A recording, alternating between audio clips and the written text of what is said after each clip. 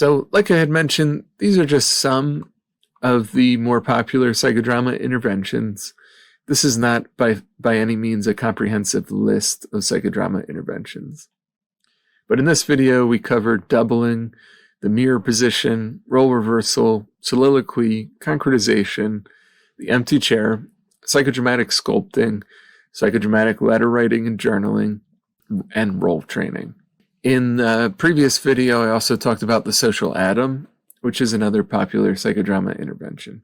All these interventions can be used to treat trauma, and all these interventions are inherently trauma-informed, trauma-focused interventions. So the next part of Chapter 3 outlines different trauma-focused psychodrama models and different ways of thinking about trauma-focused psychodrama. So remember from previous videos on this channel that trauma-informed and trauma-focused are two different things.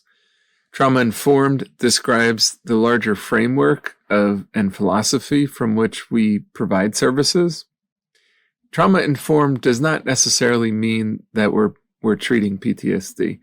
Trauma-informed instead is a larger framework or process through which we can provide any type of service. Whereas trauma-focused describes the actual content of the services being focused on trauma, treating PTSD, CPTSD, or trauma-related issues. So that being said, trauma-informed psychodrama would be different from trauma-focused psychodrama. Trauma-informed psychodrama or trauma-informed group therapy would be group therapy or psychodrama that's practiced while keeping in mind the 6 trauma-informed principles: safety, trustworthiness, transparency, peer support, collaboration and mutuality, empowerment, voice and choice, and addressing issues related to identity, culture, gender, and history. So in trauma-informed psychodrama, the practitioner would keep in mind the different ways that trauma impacts an individual and how widespread trauma is, and would respond in the way that they're practicing to try to avoid and resist re-traumatization. So trauma-informed psychodrama. Trauma-focused psychodrama, on the other hand, would be focused specifically on trauma, on PTSD, on treating it, and providing avenues for healing from trauma. A trauma recovery group using psychodrama would be trauma-focused, or a post-traumatic growth group would be trauma-focused. Now, it's important that we're using them in conjunction as well. We can't do effective and safe trauma-focused psychodrama if we're not also operating from a trauma-informed framework. Just because we're treating trauma does not mean that we're trauma-informed. Actually, I've seen many examples of folks treating trauma or PTSD and doing it in ways that are not trauma-informed, that are causing harm, that are re-traumatizing clients. So we really need to be aware of these trauma-informed principles in psychodrama, group therapy, and really any trauma-focused setting as well. So psychodrama has been around for 90 years, 100 years. It's been around for quite a while. 90 years as a treatment approach, almost 100 years since its inception in non-clinical settings. It originated in 1921, according to Jacob Moreno. He says that April 1st, 1921 was the birthday of psychodrama. And it was created long before PTSD was recognized as a diagnosis in 1980. And because psychodrama can be a powerful tool, it's the kind of tool that you can use to create extraordinary healing for clients, but also can be used to harm and re-traumatize clients if it's not used appropriately.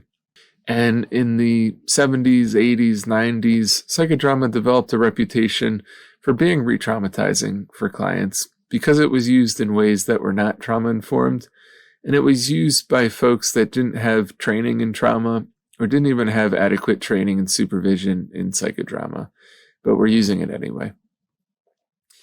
Now, in response to that, and in conjunction with all the new neuroscience research coming out about trauma, there are different trauma-focused psychodrama models that were created and that emerged in the 90s and early 2000s. One of which is the therapeutic spiral model. So the therapeutic spiral model is a clinically modified psychodrama model for working with trauma, and it was created with a focus on intrapsychic roles. So one of the things that's unique about the therapeutic spiral model, or TSM, is that it only uses internal roles. So it's looking at how trauma is internalized in the aftermath of a traumatic experience. So this is both a strength and a limitation of the model, in that it's focused on intrapsychic. The founders of TSM argued that before we could do any interpersonal work, that we first had to go and do the internal work. We had to heal from the trauma from the inside out. TSM is a model that really emphasizes the importance of strengths and of safety. And TSM provides multiple safety structures before getting into traumatic content. So TSM is based on classical psychodrama and really absorbs and uses all of classical psychodrama while adding some of their own unique safety structures, such as the observing ego role, which is described as the part of ourself that can accurately see and notice and experience what's going on internally and externally without judgment, without blame, without shame. It's that internal place that we get to when we're in mindfulness meditation. And TSM teaches that this is one of the first roles that's essential to develop in trauma recovery in order to accurately label our feelings, our experiences, dynamics in the world, and to accurately label aspects of the trauma. So TSM has a process of using different cards with different artwork on them to concretize or symbolize this observing ego for each participant. Another important safety structure in TSM is the circle of strengths. And this is one of my favorite exercises. There's another video on my channel where I demonstrate using the circle of strengths with an actual group so you can see it in action. The circle of strengths uses, usually we use scarves or different fabrics to symbolize and concretize different strengths that we see in other group members or within the group as a whole. And we literally create a big circle of the strengths of the scarves in the center of the group room that becomes a stage for the psychodrama. And it becomes a symbolic reminder for all the group members that the collective strengths of the group can hold and contain anybody's traumas and anybody's stories.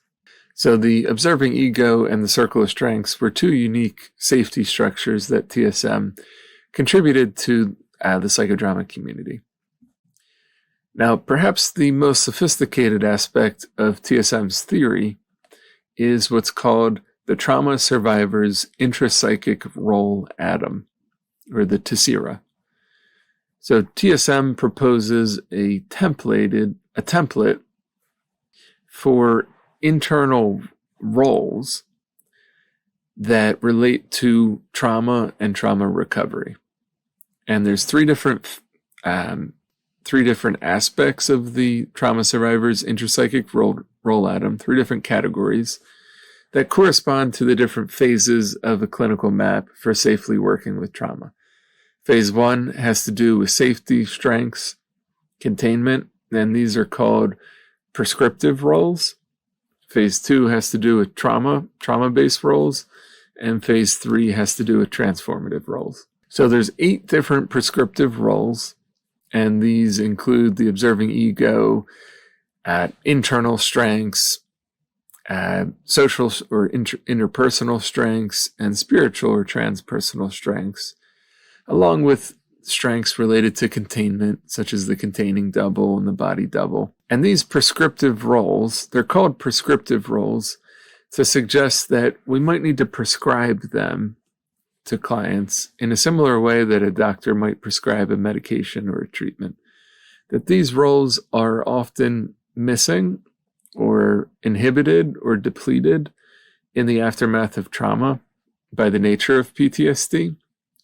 And we may have to very intentionally focus on tapping into these roles, bringing them into the psychodrama in order to make it safe enough to move to trauma-based roles. So I think one of the most important contributions of TSM to the psychodrama practice is the emphasis on using strength-based roles before getting into trauma-based roles in any given psychodrama scene. The second category of roles in the Tessera is the trauma-based roles.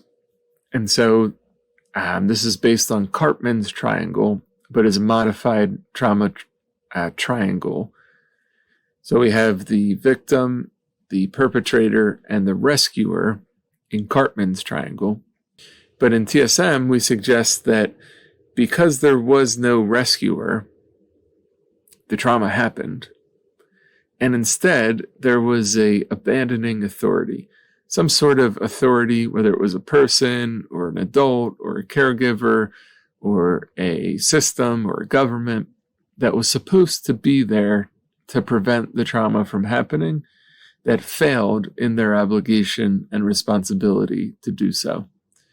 That they abandoned the perpetrator, and that abandoned the victim, and that these three roles, victim, abandoning authority, and perpetrator, become internalized within each trauma survivor, and that we act them out internally in the aftermath of trauma, that we victimize ourselves, that we harm ourselves and perpetrate upon ourselves, and that we abandon ourselves in the aftermath of trauma. And one of my own contributions to the development of TSM theory was connecting these three roles to the three symptom clusters of PTSD.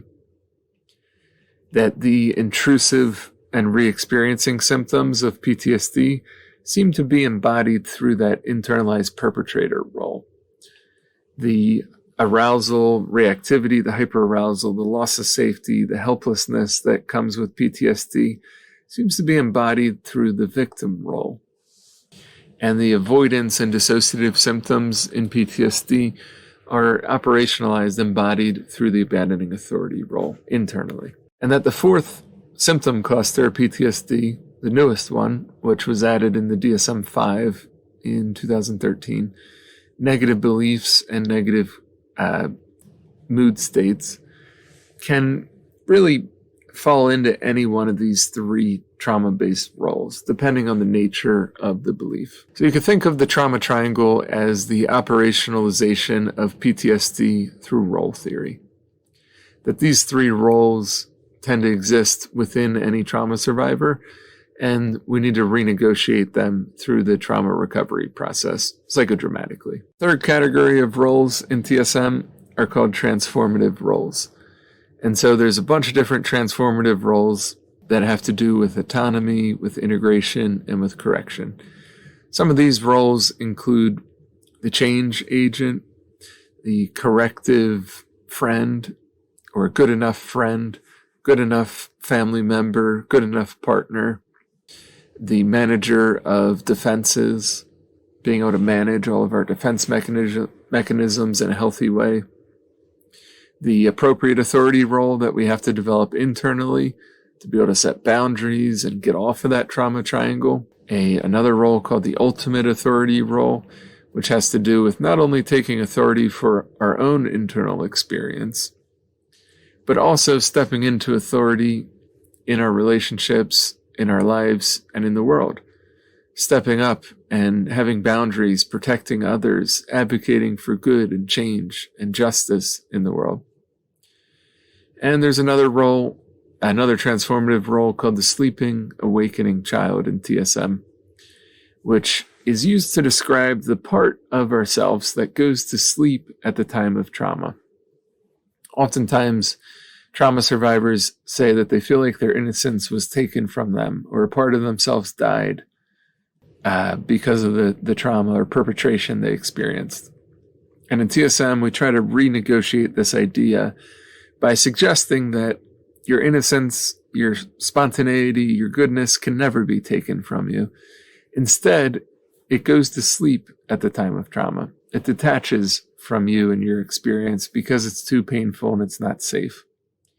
And it's embodied in this transformative role called the sleeping awakening child. And that it's been asleep waiting for you to reawaken it, to make your life safe enough again, to reconnect with that, and to re-express your spontaneity, creativity, goodness, and innocence in the world and in your life again. So the trauma survivor's intrapsychic role, Adam, is really a complicated idea.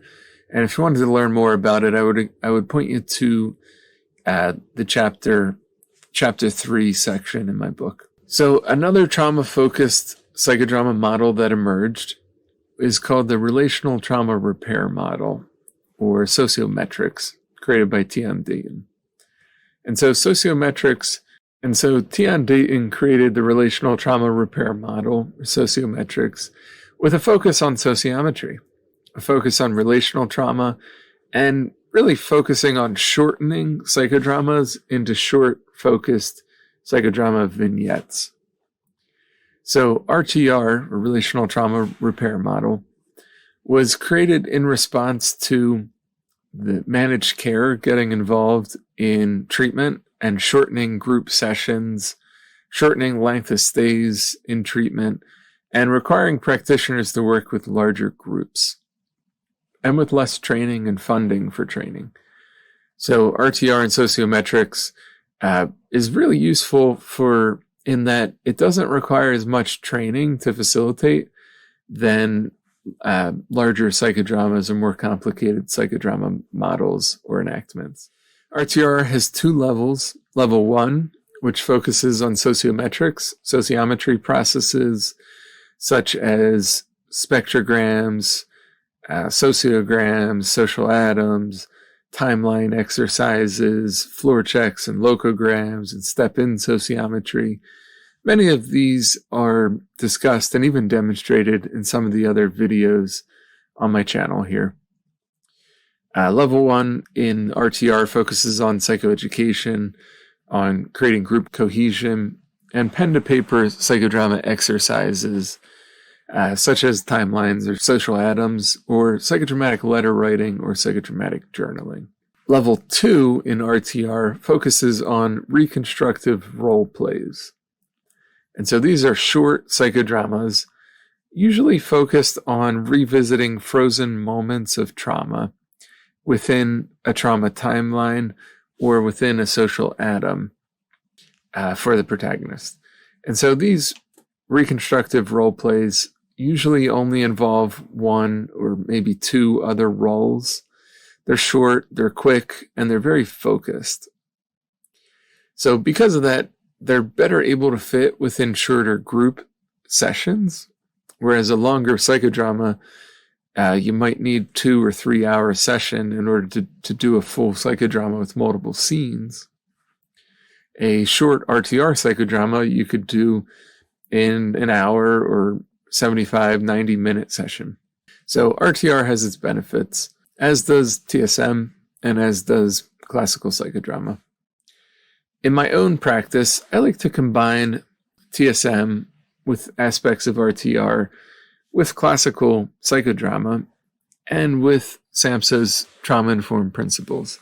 I find that the 4 of them together provide a really solid and balanced mix, in that they balance out and make up for some of the limitations in the other models that I mentioned.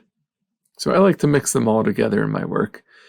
I find that classical psychodrama can be limiting in that sometimes there isn't as much focus on strengths. Catharsis gets overly focused on, and it can be re-traumatizing at times. It doesn't always take into account the importance of safety, of strength-based roles. Whereas I feel like RTR and TSM really help balance out those limitations and provide that focus on safety and strengths and warm-up. I find TSM to be limited in that it's all intrapsychic. And it usually requires much longer psychodramas. And TSM is a model that suggests that you should almost always be working as a team with multiple other professionals involved. Usually there's a team leader, an assistant leader, and other trained auxiliary egos, which is really ideal if you can do that. But in reality, most treatment centers and agencies aren't going to pay for 3 professionals at once to be in the same group. Usually there's only one therapist running a group, maybe 2. So I find this to be a limit to the TSM model. At the same time, I find RTR to be limited in that it's focused on really short psychodramas and doesn't always include strength-based roles in a way that I feel like is often needed to make the process safe.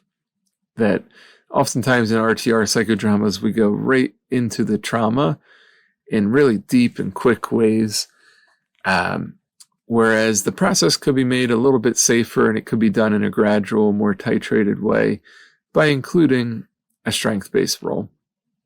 So I feel like trauma-informed principles are often inherently embodied in classical psychodrama, in TSM, and in RTR, but very infrequently are they consciously mentioned by anyone that writes about psychodrama. So I find that it's important that we consciously and intentionally try to bring in trauma-informed principles into our practice of classical psychodrama, TSM, and RTR. And in my own work, the 4 of these together, really combined and integrated, provide a really balanced approach. And so in this chapter, we've talked about the importance of psychodrama as a trauma-focused modality and group therapy as a treatment for trauma. So there's unique benefits to engaging in trauma treatment through group work.